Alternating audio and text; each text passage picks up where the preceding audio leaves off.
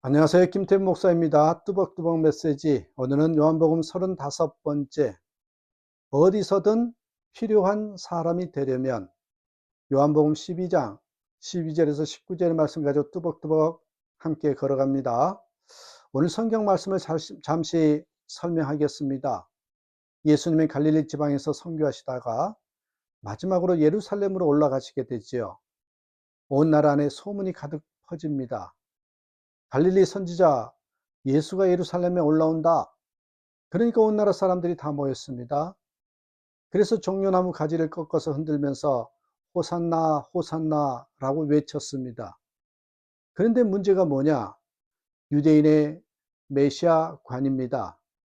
그것은 메시아가 이 나라의 왕까지 하는 사역을 말합니다.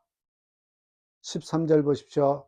종려나무 가지를 가지고 맞으러 나가 외치되 호산나 찬송하리로다.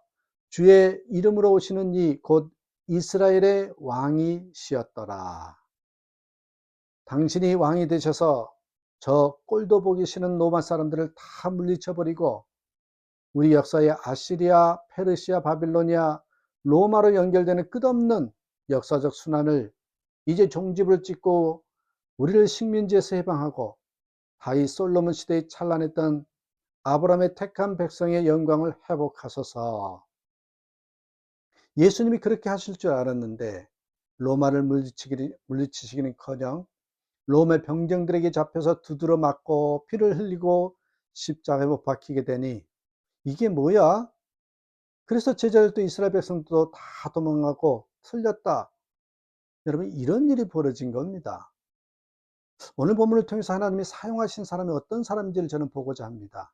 하나님은요, 증인된 사람, 이런 사람을 사용하십니다. 본문을 보면 당시 대제사장들은 사람들이 이 예수님을 따르는 것을 막으려고 나사로까지 죽이려고 모의합니다. 왜 그렇습니까? 나사로가 증인이었기 때문이죠. 옳지 못한 사람은 현장에서 사실을 눈으로 본 목격자를 제일 싫어한답니다. 범죄 심리학자들의 말에 의하면 범죄자들은 거의 대부분 범행 현장에 꼭 한번 들린댔죠. 두 가지 불안감, 단서를 남겼을지 모른다는 불안감과 목격자가 있었을지 모른다는 불안감 때문이랍니다. 결국 범인이 가장 무서워한 사람은 경찰이나 형사보다 목격자입니다. 그래서 목격자가 있으면 목격자까지 없애려고 하지요. 결국 나쁜 사람이 제일 싫어하는 사람은 목격자, 다시 말해 증인입니다. 왜 대제사장들이 나사로를 죽이려고 했습니까? 나사로가 주님의 증인으로 나사로만 보면 주님이 연상되어서 주님께 여러분 이렇게 올려갔기 때문이죠. 신앙생활 하면서 나사로와 같은 증인이 되는 꿈을 가지셔야 됩니다. 믿음 때문에 혹은 주님의 일을 하는 것 때문에 까닭없이 미워하면 기뻐하십시오. 그것은 자신이 지금 증인의 삶을 살고 있다는 반증입니다. 더욱 그러나 기뻐할 사실이 있습니다.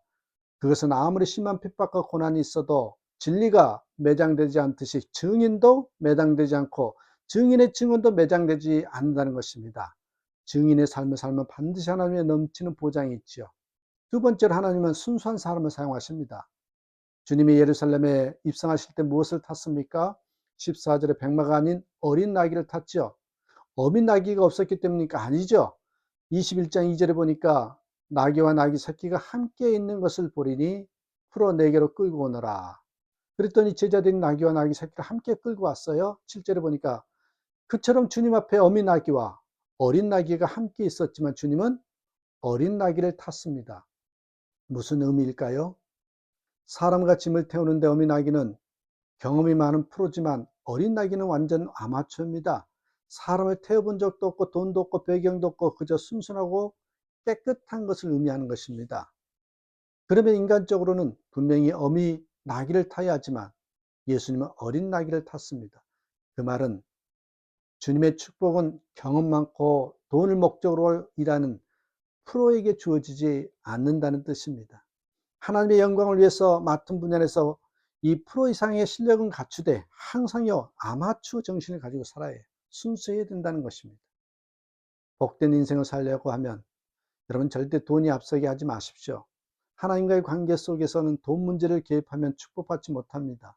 하나님은 순수한 아마추어를 돈을 목적으로 하는 프로보다 더 축복합니다. 현실은 어려워도 믿음만 잃지 않으면 하나님의 거룩한 일에 얼마든지 쓰임받을 수가 있어요. 순수한 사람이 되시길 바랍니다. 세 번째요, 평화의 사람을 씁니다. 어디에서나 피스메이커가 되는 사람.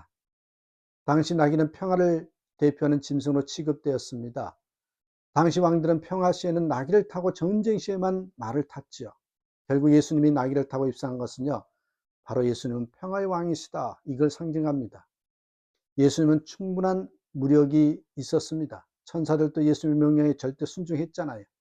그래도 예수님은 무력의 왕이 아닌 평화의 왕으로 오셨다는 거죠. 하나님은 평화를 추구하는 사람을 당연히 사용하신다는 겁니다. 평화의 힘이 무력의 힘보다 큽니다.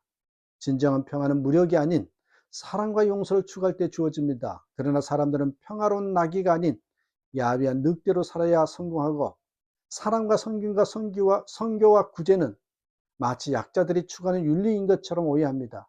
그런 오해의 덕버섯을 틈타서 사꾼 목자가 생겨나는 거예요. 힘을 숭상하는 목자는 양을 잡아먹으면서 힘을 키우려고 합니다. 그러나 주님은 내 양을 먹으라고 하지 않고 내 영을 먹이라고 했습니다. 스가랴 말씀처럼 힘을 숭상하는 목자는 재앙이 임박한 목자로서 곧 칼이 그 팔과 눈을 상하게 할 것이라 했죠. 피상적으로 보면 힘이 정의다 라는 말이 성립되는 것 같습니다. 그래서 많은 사람들이 힘을 추구하지만 사실상 세상을 이끄는 진정한 힘은 힘이 아니라 사랑입니다. 피스메이커. 정말 평화를 사랑하고 순수하고, 또한 하나님께서 주셨던 모든 것들 속에 주님이 주신 사랑을 가슴에 품고 살아가는 사람, 그런 삶으로 살아감으로 진정 하나님께 쓰임받고 사용되어지는 저와 여러분의 삶이 되기를 주님의 이름으로 축복합니다. 감사합니다.